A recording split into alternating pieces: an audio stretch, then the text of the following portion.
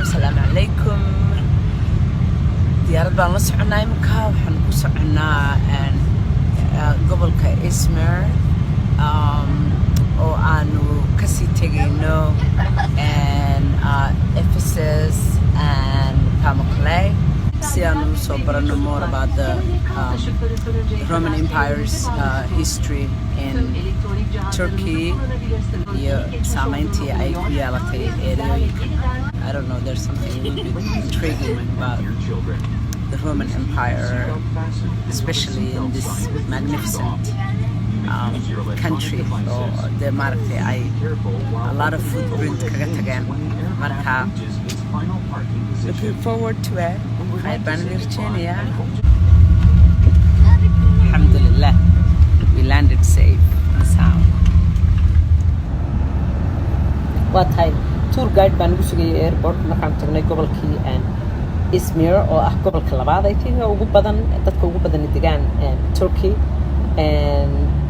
meel runtii aad iyo aad qurux badan marka bas yaro Mercedes baan laga qaaday waa nagan hadeer si soconaa de dhulka meel walba quruxda iyo cagaarka iyo nadiifta wad yaabaysaa run ahaantii magaalooyin yar yar oo wada qurux badan baan sidaa u sii dhaafnay marka hadda waxaan ku sii soconaa Ephesus laakiin intaanan gaadhin saldhigii Romanska magaaladii cajiibka ahayd Ephesus intaanay burburin cajiibka ahayd baa waxaanu hadda ku sii soconaa oo sii maraynaa marka hore Mount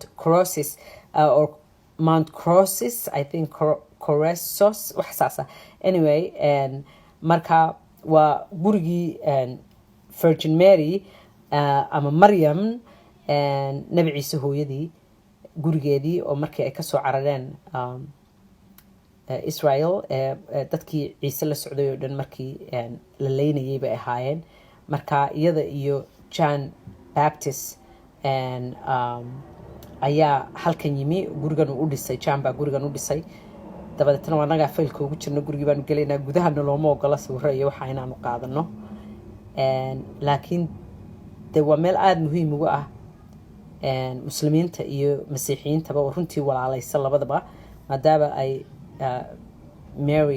Maryam ay aad labadaba muhiim ugu tahay marka cajiib bay ahayd waxay ugu darayd markii mid Afrikaano meesha joogtay qofka kaliya madow annaga markana laga reebo ay isqaawisayba gidaarkiisa isugu xoqoqday kabihiis ka saartay subxaan waa kan waxaanu nimi the historic site of Ephesus.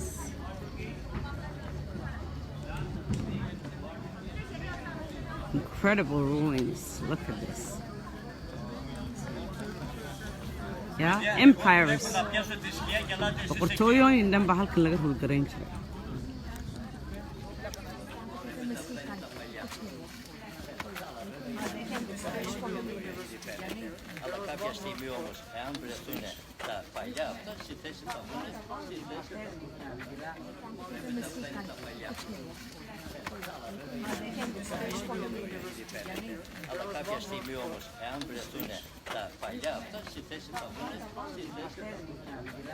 Memmius monument.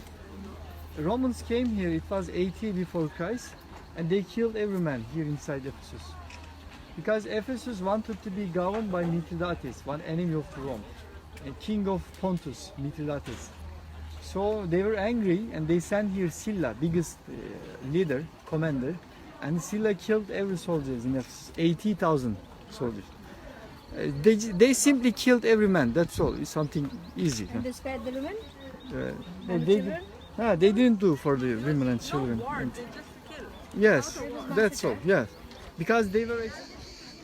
Didid baa meel walba naga daaya laakiin Ephesus taariikhda cajiibka ee meeshan taala inkastoo qoraxdii madaxaad moodo in loo saaray subhanallah ilaahayna cadaabin haddana wallahi it's worth it because waxaad dareemaysaa inaad ku dhex socotid taariikhdii jirtay waqtiga thousands of years iyo dadkii inaad ku dhex jirtaad ismoodaysaa so much history. Look at this. We are in the Greek village of Şirince. It's really a beautiful little village. As you can see, it looks like a typical Greek design and village. There used to be about 5,000 Greeks left here after the war of 1929, or 500 Greeks live in this village now. So it's a beautiful, picturesque little town, really cute. You can find, they sell wines and olive oils and all kinds of different fruits. It's very exotic, as you can see. 50 meters later, there's one corner you can take pictures of. Greek looking village. gurihii dhagxanta ahaa ee buluuga iyo cagaarka ahaa.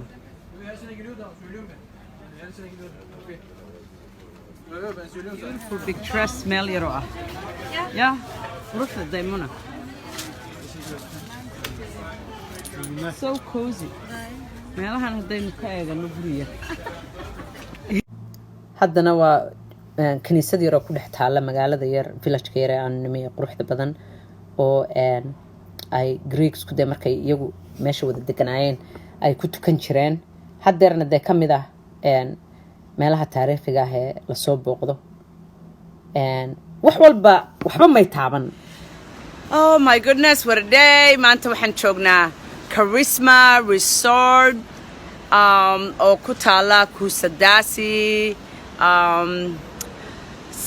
I guess city, after coming back from Ephesus, which was so amazing. MashaAllah.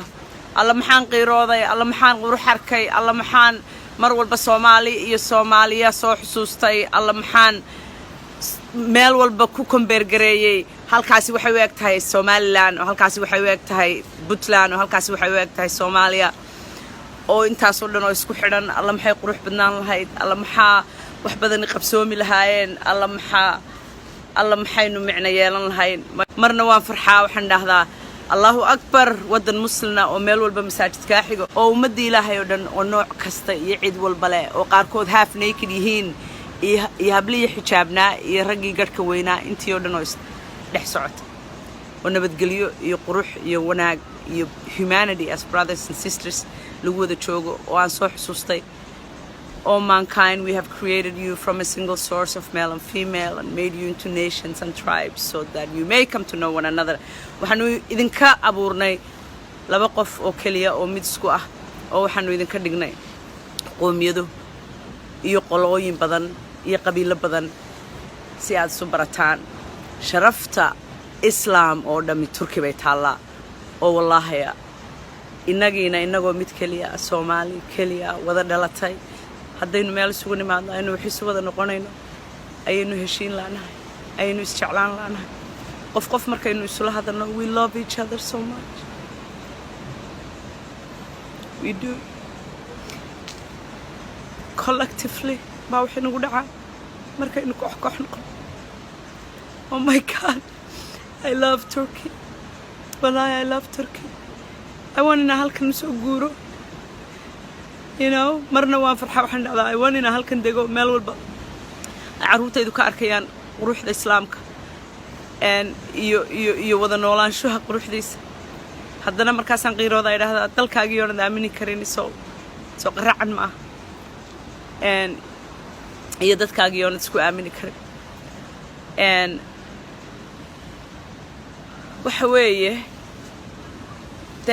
I'm just madly in love with this country. maalintii ugu horreysay wixii ugu dhacay iska ilaaway, meel baan iska dhigay. I'm just so happy and delighted, and I am just extremely happy.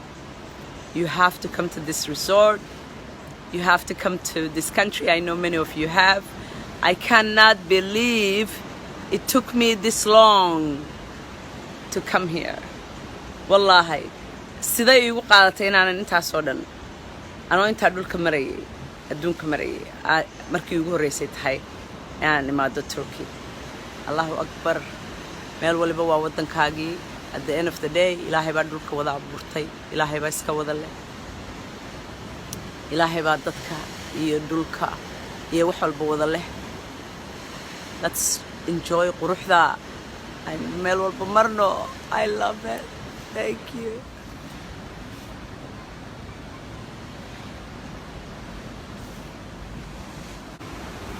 halkanigayagii weeyaan halkani.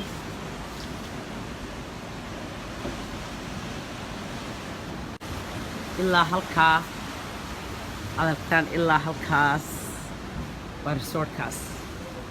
My goodness. qurux badanidaye aaya weynidaye qalbiguna ku jecel doortay khayrkay laabtaydan kugu qoray lalalala. Oh my goodness.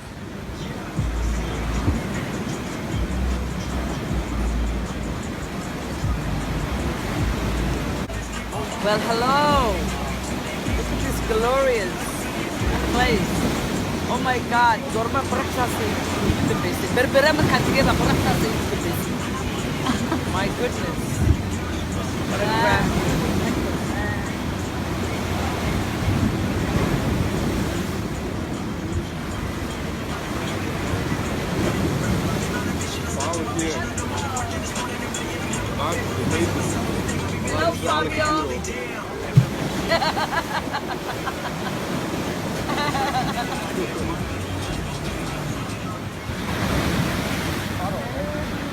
That's Muna right there. She's usually very shy. Hello, girl. Hey. Wow. What do you think about this place? Heavenly. Isn't it gorgeous?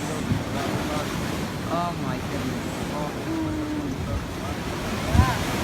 That's her handsome son right there. We've been teasing him, calling him Fabio. He doesn't know who Fabio is. So good. But we know Fabio was the hottest guy around at some point.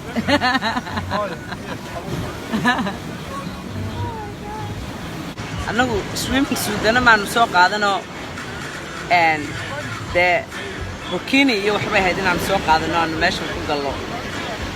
Imika waa inaanu dadkiyo hareeraha iyaga iska dabaalanaya anagu waa inaanu anagoo iska qafilan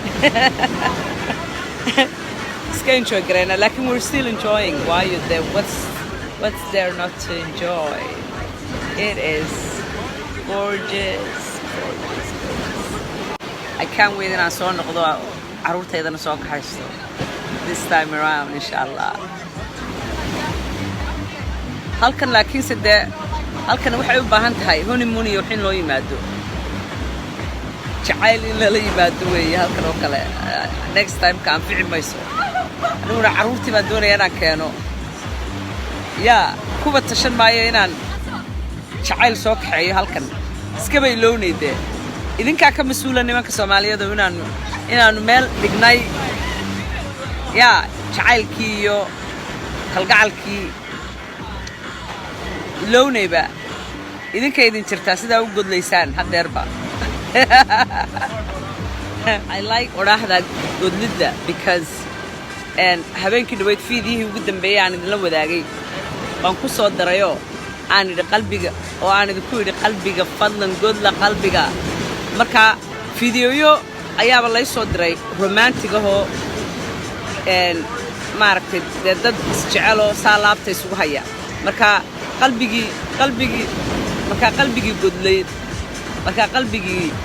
godlan qaar badan oo idinka midina way la soo xidhiidheen waxay tirahdeen aad bay kelmaddaasi noo cajabisay israsiimiye iyo qalbiga godla iyo rag iska dhiga iyo dumar iska dhiga iyo naaga iska dhiga iyo this is the new era of Somalinimo, new era of